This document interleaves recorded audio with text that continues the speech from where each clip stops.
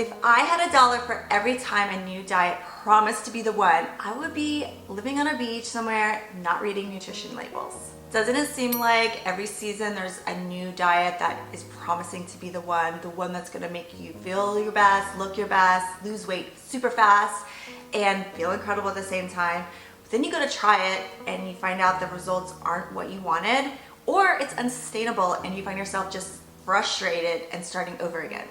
I, like probably a lot of you, grew up in the 80s and 90s with the diet culture and the unhealthy, unrealistic things that were being thrown at us. And now we have a whole slew, new generation of diets out there, and I'm here to de-influence you on the new fad and viral diets of the last decade.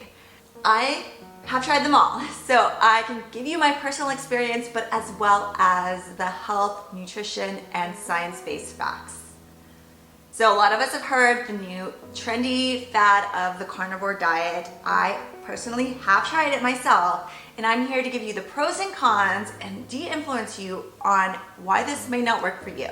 So claims with the carnivore diet are fat loss, no bloating, and optimal health. Some of the realities with the carnivore diet are no fiber, which for some people can be an issue, while others it can heal your gut. So there's that give or take there. It's also unsustainable socially and nutritionally. Socially, it can be really hard to be out with friends and family and maintain a carnivore diet. It's also really unsustainable to nutritionally feed your body. A lot of women are under eating on the carnivore diet. It is very satiating, and so you will find yourself eating way less calories than is even healthy to sustain a good, proper health. While we may be getting plenty of healthy fats, plenty of protein, and reducing our bloating, we are also undernourishing our bodies oftentimes on the carnivore diet.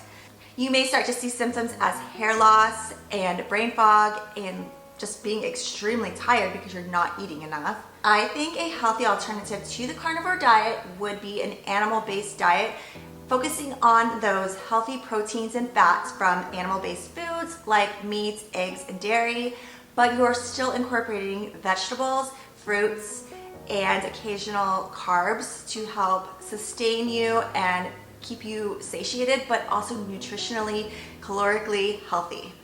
If you are noticing poor gut health with symptoms like bloating and digestion issues, I would definitely suggest an elimination diet and going through the process of seeing which foods are causing those gut issues, as opposed to just eliminating that entire food group in general, like on the carnivore diet. Let's talk about the raw vegan diet. Now, this has been around for quite a few decades now, where it's especially been popular. I have tried something like this in the past, and it was not sustainable at all. The claims are that this is the most natural way to eat that's going to detoxify your body and give you more energy. The reality, this is nutritionally unsustainable with a lack of protein, vitamins like B12, and you are going to actually have a reduction in energy because you are not getting enough nutrients that your body is going to need. And talk about calories, you're gonna get significantly less amount of calories and have to eat an increasingly amount of fiber-rich food, which is going to often lead to more bloating and possibly digestive issues. So if you want to go with more of a plant-based route with your diet, I would suggest using cooked plant-based proteins and cooked vegetables with a mixture of raw vegetables in the mix as well.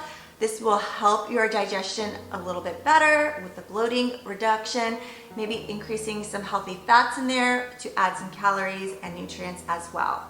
A raw vegan diet just is not going to give you the full nutrient benefit that your body is going to be requiring for optimal health.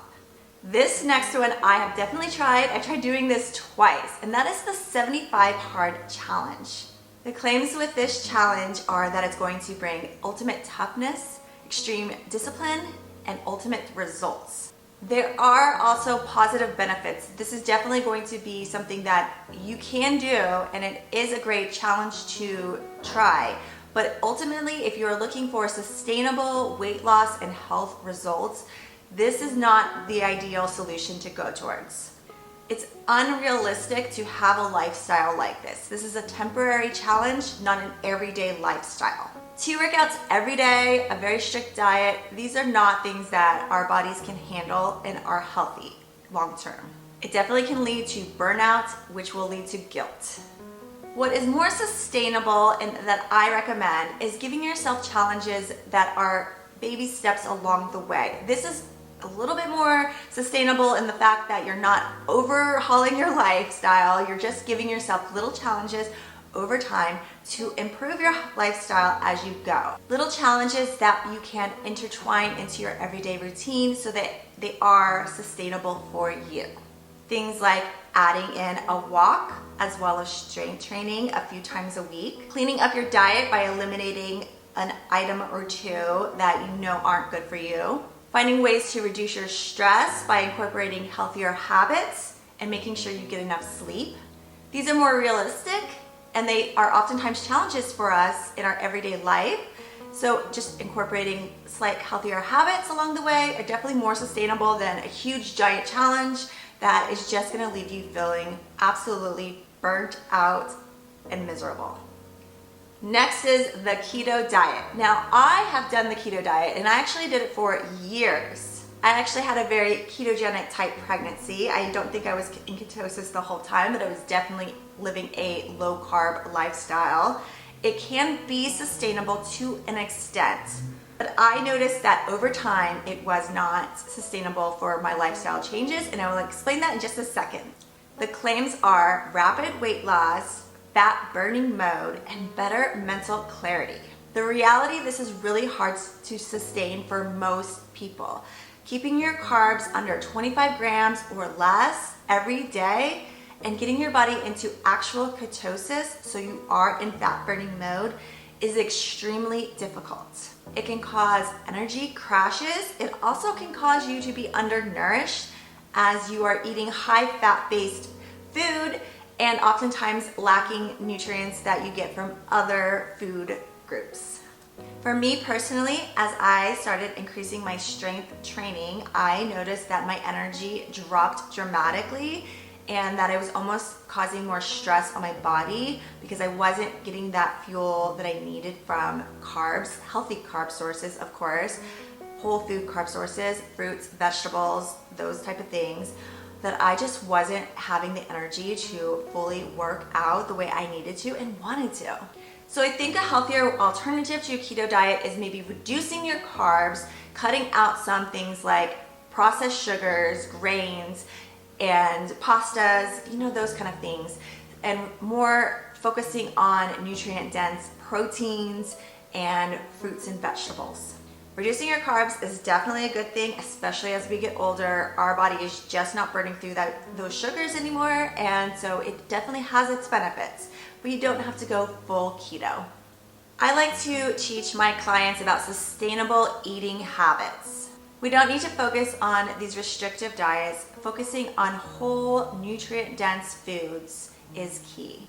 Balance is greater than perfection. You're going to feel better, and it's just going to be something you can have as a lifestyle. Because that's the key. You want your diet to actually be your lifestyle and not just a temporary fix for a quick fat loss solution. So I want to hear from you guys which diet trend in the past that you have tried, whether it's one I mentioned or another one. I'm thinking of, there was a couple of cereal diets back in the 90s that I remember watching family members try, and I even partaked in the early 2000s. There was like a cabbage diet and hard-boiled egg diet. There are all different types of wild diets out there. Share some of the ones that you've tried with me in the comments, and let me know if you have any other questions that I can help you with. As always, thank you so much for watching. Please like, share, and subscribe. I will see you guys again next week. Thank you so much for watching.